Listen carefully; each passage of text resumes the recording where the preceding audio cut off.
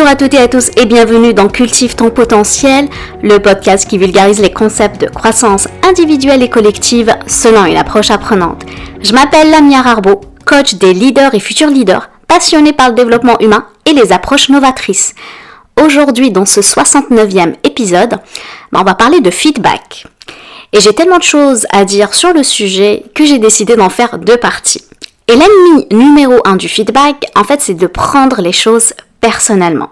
Alors si tu es gestionnaire et que tu souhaites apprendre à donner du feedback constructif à tes équipes ou tu cherches tout simplement à mieux recevoir en tant qu'employé les retours faits par ta direction, je te propose des séances de coaching dès le mois de novembre. Alors réserve un appel découverte gratuit dès maintenant.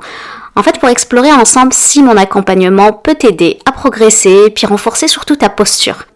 Je reviens avec ce que je viens de dire en tout début du message, c'est pourquoi on prend les choses personnelles.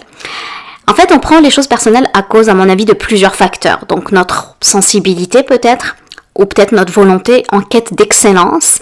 Donc c'est un peu notre côté perfectionniste. Et peut-être plusieurs facteurs tels que notre éducation, les normes établies par d'autres sociétés, la façon dont on a appris à recevoir ou donner du feedback, il y a ça aussi. Donc ce que je te partage dans cet épisode, en fait c'est le pur fruit de mes observations, de mes propres expériences et de mes recherches sur le sujet, parce que personnellement j'ai dû travailler ce sujet depuis des années. Et avant d'aller plus loin et de te présenter une stratégie pour apprendre en fait à en donner et à recevoir, comme je l'ai dit, c'est deux postures différentes, on va d'abord clarifier qu'est-ce que c'est le feedback. Ici on a une autre appellation au Québec, on a le feedback, puis la rétroaction. Le feedback, c'est quoi? Donc, c'est une rétroaction, un retour qu'on partage à une personne sur ses actes. Donc, il peut être bien sûr positif ou négatif, mais surtout doit être constructif et à mon avis axé sur l'amélioration. L'un des exemples que j'aime bien donner, c'est lorsqu'il y a quelque temps, j'ai donné une formation en présentiel. Puis, on avait deux groupes, un le matin et un l'après-midi. Puis, le groupe qui était là le matin et en même temps l'après-midi, donc c'était une partie de l'auditoire. Le gestionnaire, donc le client, a voulu tout simplement leur offrir le dîner. Donc, à midi, il a réservé de la pizza. Puis, la pizza est arrivée un peu tôt.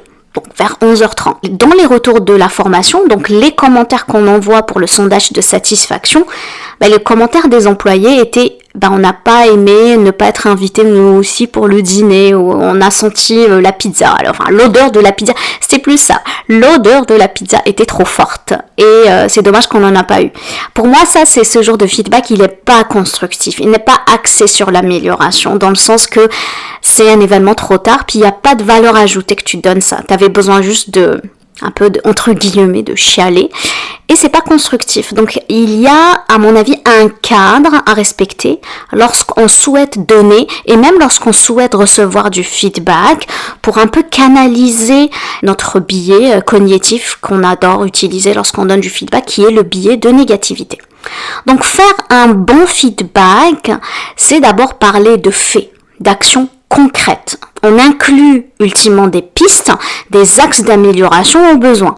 Donc, au début de ma carrière, d'ailleurs il y a plus de 15 ans, personnellement, lorsque je recevais un feedback, en fait, c'est un petit secret, je te partage ça, cela me mettait en deux modes. Soit la colère, j'étais furax, parce que comment ose-t-il ou ose-t-elle me faire ce genre de remarques? En fait, c'était plus des hommes, donc je vais être dans le il.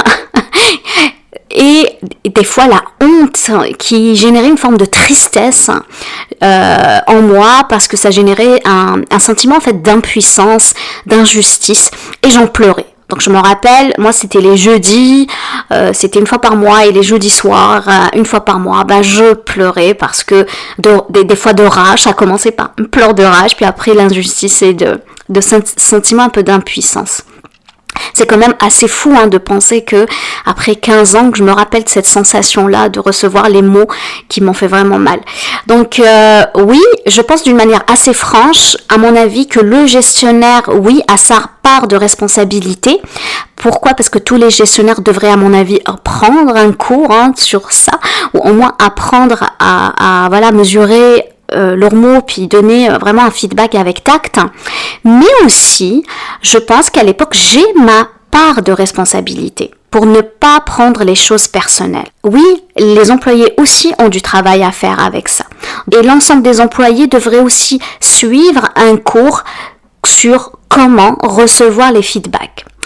Ce que j'ai appris avec mes expériences, et d'ailleurs ça a été validé par des recherches, c'est qu'en fait, en tant qu'employé, lorsqu'on prend des choses personnelles, c'est que le commentaire, l'avis, l'opinion, en fait, a lacéré une pensée identitaire.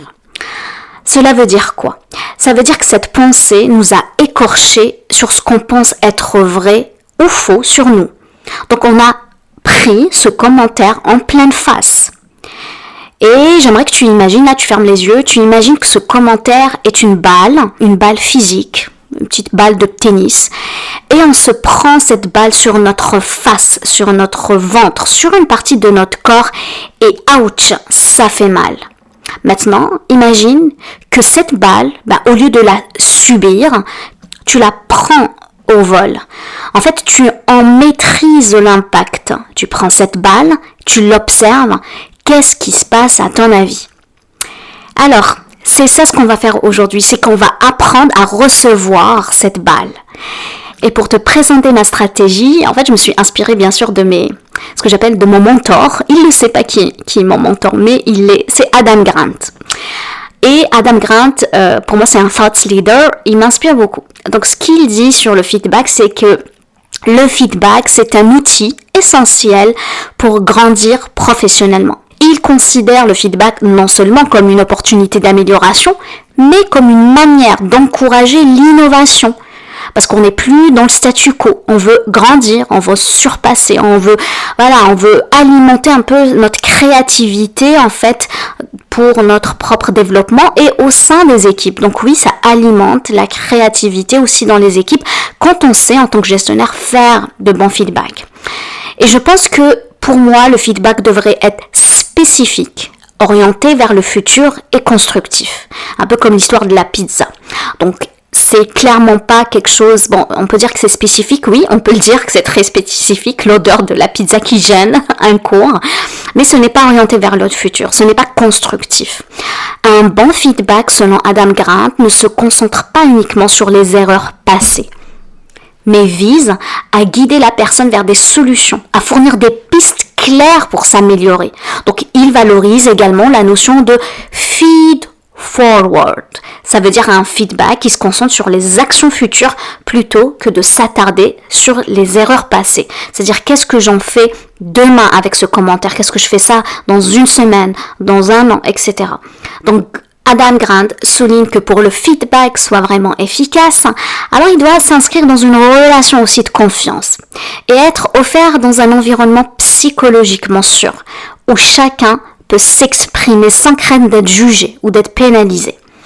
Donc en fait, tu t'apprêtes à te donner un feedback, moi je te propose 3 stratégies en 3 points. Donc si tu es leader ou même tu es en tant qu'employé, moi lorsque j'ai commencé le podcast il y a 3 ans, 3 ans, et on va bientôt fêter le 70e, j'avais bien sûr des feedbacks même de la part de mes amis, de la famille, puis t'as écrit, ou mettons je mettais un post sur LinkedIn ou sur Instagram, on me disait Lamia, t'as oublié un point, t'as oublié un S, t'as été trop vite. Oui, j'avais des personnes qui me faisaient des retours aussi pointilleuses.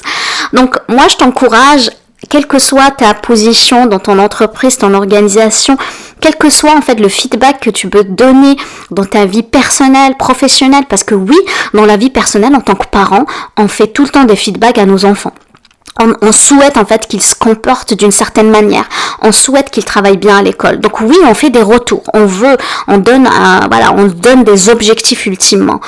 Dans tout ce que je vais dire, cela s'appliquer aussi en tant que parent. Le premier point dans cette stratégie, avant toute chose, on va catégoriser le feedback. On a 3 types de feedback. L'appréciation, ça veut dire quoi?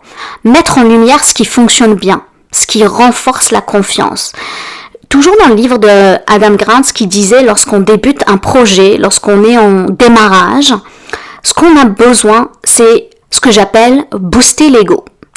Quand on démarre, on est tellement insécure, on a besoin de quelqu'un de retour qui va nous encourager. Donc, quand on débute un projet, puis on a besoin d'avoir un retour sur ce projet-là. Ce qu'on a besoin, en fait, c'est vraiment mettre en lumière qu'est-ce qui a bien fonctionné. C'est ça qui va renforcer la confiance de la personne avec elle-même, la confiance de cette personne envers son équipe, la confiance de l'équipe envers le gestionnaire. Donc il y a comme 3 angles dans la confiance. Et la première chose dans le feedback, c'est lorsqu'on est en mode catégorie appréciation, on n'a pas la même posture pour les 2 autres. La deuxième catégorie pour le feedback, c'est le coaching. En tant que leader ou futur leader, vous pouvez conseiller sur les points d'amélioration. Et ça veut dire quoi ça? Ça veut dire vraiment donner des pistes concrètes pour progresser.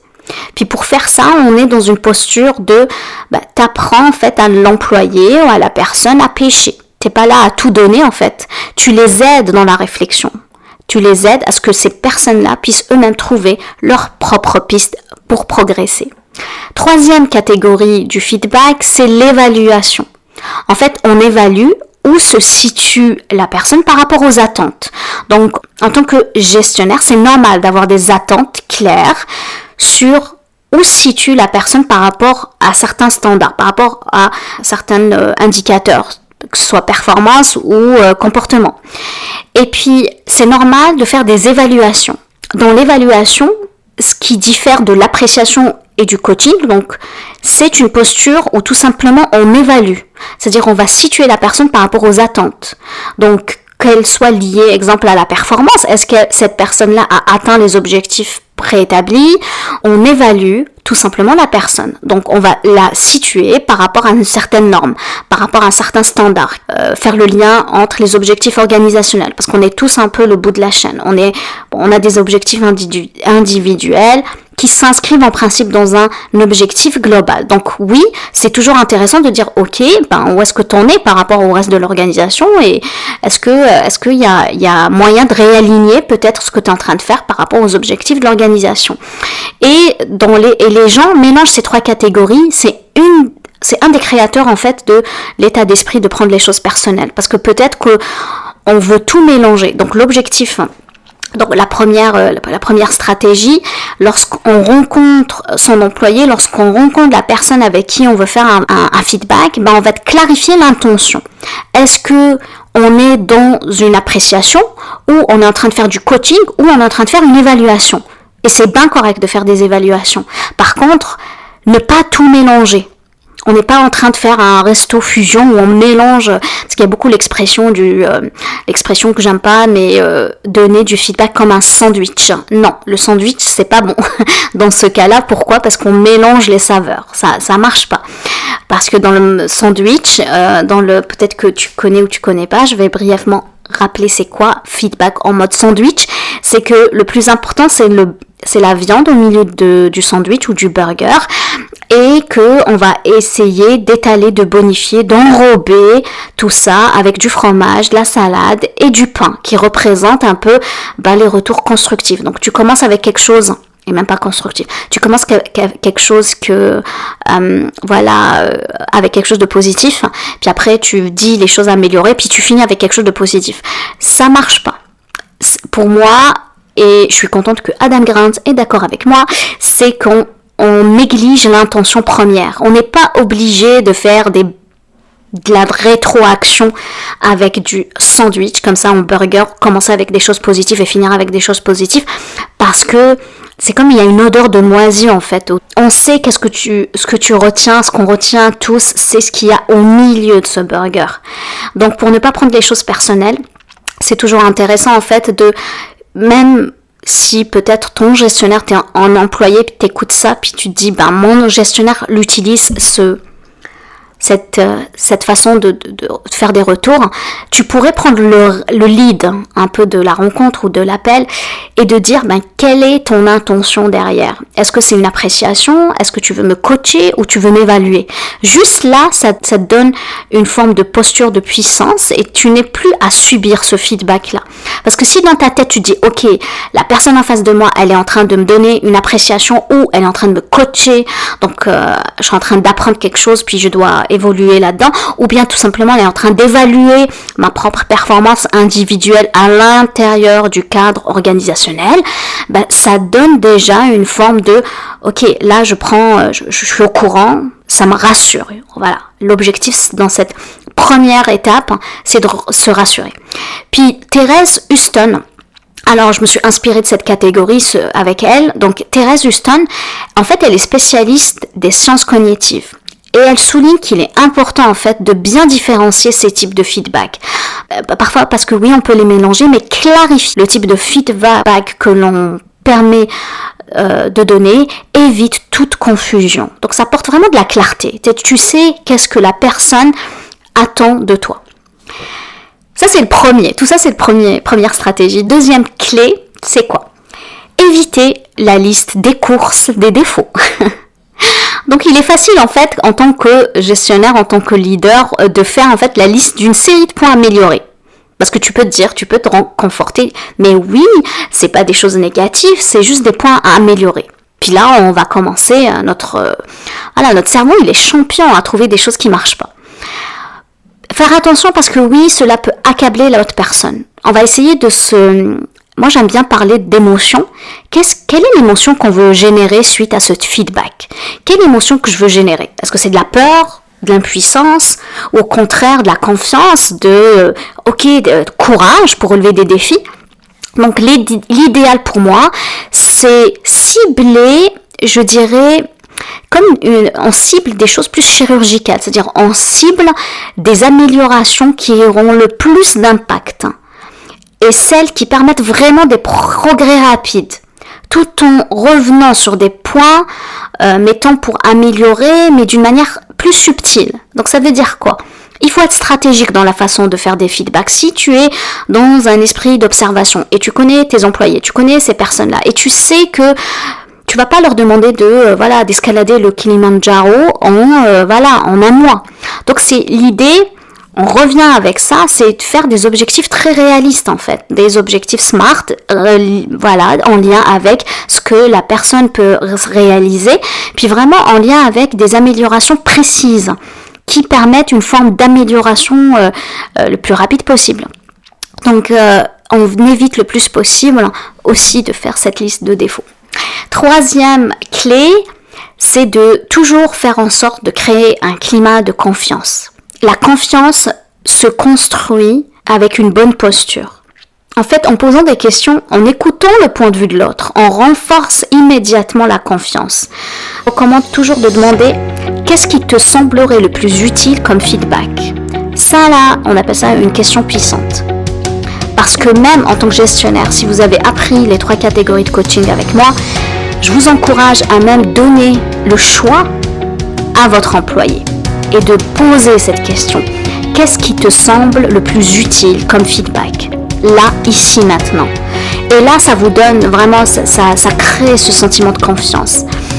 Est-ce que ce serait de l'appréciation? Est-ce que la personne, peut-être qu'elle a des doutes par rapport au projet qu'elle est en train de faire? Elle a peut-être de la difficulté avec certains fournisseurs, certaines parties prenantes, puisqu'elle souhaite avoir comme relation avec son gestionnaire. C'est un renforcement positif, c'est un boost de l'ego. Et peut-être que la personne, si on lui donne le choix de choisir quel type de retour qu'elle veut faire, si elle te dit, moi j'aimerais bien peut-être de l'appréciation par rapport à ce que j'ai pu faire, parce que ça veut dire que c'est une preuve qu'elle vous fait confiance. Si elle souhaite du coaching, c'est génial, ça veut dire qu'elle vous fait confiance dans votre expertise, puis elle veut apprendre avec vous. Si c'est une évaluation, elle est prête à relever le défi, elle veut aller plus loin, elle veut s'attacher aux objectifs organisationnels et c'est ça qu'on va en fait valoriser. C'est cette posture de je prends les rênes de mon propre développement et on ne subit pas en fait la perception du gestionnaire. Donc si tu es gestionnaire et tu souhaites apprendre à en donner ou tout simplement tu es une personne qui souhaite en recevoir, j'ouvre des disponibilités du coaching dès le mois de novembre. Contacte-moi pour un appel gratuit pour voir s'il y a un fit. Dans la deuxième partie qu'on va voir la semaine prochaine, on va apprendre à recevoir du feedback. Donc aujourd'hui, j'ai donné plus des clés pour les gestionnaires, comment en donner, mais on va aussi apprendre à en recevoir. Je vais m'arrêter là et je te remercie de m'avoir écouté. J'espère que tu as eu autant de plaisir à écouter mon podcast que j'en ai à le créer. Aussi, si tu penses à 2 ou 3 personnes qui pourraient en profiter, je t'encourage à leur en faire part. Sur ce, je te laisse cultiver les graines, prends soin de toi. Je t'embrasse, passe une excellente semaine et je te dis à bientôt. Ciao, ciao.